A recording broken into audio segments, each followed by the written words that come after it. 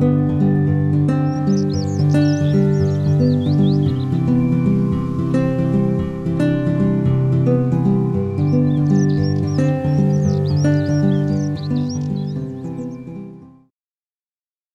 êtes-vous déjà posé cette question? Quel est votre plus grand ennemi? On aurait tendance à répondre que notre plus grand ennemi, c'est Satan, n'est-ce pas? C'est le diable. Mais la Bible nous dit que Satan a été vaincu, il a été dépouillé de toute son autorité, il n'a plus aucun pouvoir sur les enfants de Dieu. Il n'y a plus de condamnation pour ceux qui sont en Jésus-Christ. Par contre, nous avons un ennemi plus redoutable que Satan, un ennemi qui nous détourne de Dieu, un ennemi qui nous détourne de la prière, qui nous détourne de la consécration, qui nous détourne de la parole de vie, de la méditation de la parole. Peut-être aujourd'hui, vous dites, mais je n'ai jamais envie de prier, je ne ressens pas la présence de Dieu dans ma vie, j'ai vraiment du mal. Et vous savez que ce n'est pas Satan qui est responsable de cela, mais c'est notre chair.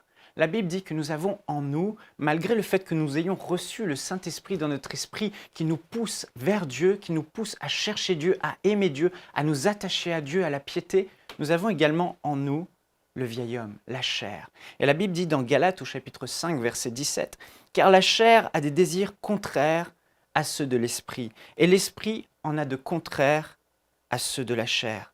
Ils sont opposés entre eux, afin que vous ne fassiez pas ce que vous voudriez. » Donc c'est vraiment comme une balance. Lorsque votre esprit domine à l'intérieur de vous, votre chair est tout en bas. Et lorsque votre chair domine, votre esprit est tout en bas. Vous ne pouvez pas être à la fois charnel et à la fois rempli du Saint-Esprit. C'est soit l'un, soit l'autre. C'est pour ça que la Bible nous encourage à être remplis du Saint-Esprit.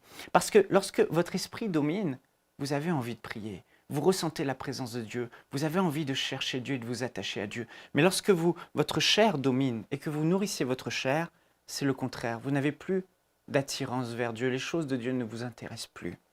Et notre plus grand ennemi, c'est donc la chair parce qu'elle nous éloigne de Dieu. Elle veut toujours travailler, elle veut toujours se détendre, elle veut toujours regarder des films, elle veut toujours se relaxer, elle veut toujours jouir des plaisirs du monde. Mais l'esprit en nous, notre esprit nous pousse au contraire à nous attacher à Dieu. L'apôtre Paul avait conscience de cela et c'est pour ça qu'il a dit dans 1 Corinthiens chapitre 9 verset 27 « Mais je traite durement mon corps et je le tiens assujetti de peur d'être moi-même rejeté après avoir prêché aux autres. » L'apôtre Paul savait que la chair était redoutable et que la chair était son plus grand ennemi et non pas Satan.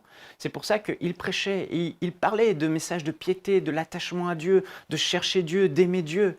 Et il savait qu'en disant ces choses aux gens, il fallait que lui-même le vive, sinon il allait être disqualifié parce qu'on ne peut pas enseigner des choses aux gens sans le vivre nous-mêmes. Et il dit que son grand secret, c'était « je traite durement mon corps » ou autrement dit « je traite durement ma chair ». Et là, il y a un grand principe. Si vous voulez dominer votre chair et être attiré vers Dieu et que votre esprit domine, il faut traiter durement votre chair. Et qu'est-ce que l'apôtre Paul veut dire par là? Traiter durement sa chair, c'est dire non simplement aux envies de la chair. Lorsque votre chair a envie de regarder un film hier, a envie de regarder un film ce soir et a envie de regarder encore un film le lendemain, ou votre chair a envie de trop travailler, il faut savoir lui dire non, non, non, non. Dites non à votre chair et vous verrez qu'elle va commencer à se taire. Et lorsque vous dites non à la chair, la Bible dit dans Galates au chapitre 5, « Je dis donc, marchez selon l'esprit et vous n'accomplirez pas les désirs de la chair. » Donc ici, Paul a appris à dire non à ses envies. Ah, j'ai peut-être envie d'aller regarder un film, j'ai peut-être envie d'aller au cinéma constamment, j'ai peut-être envie de multiplier des soirées, et j'ai toujours des choses à faire, envie d'aller sur Facebook.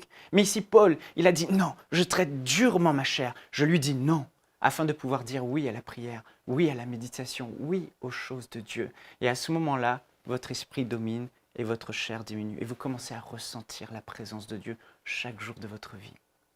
Alors, je vous encourage aujourd'hui, marchez selon l'esprit. Dites oui aux envies de votre esprit en vous et dites non aux envies de votre chair en vous. Soyez bénis.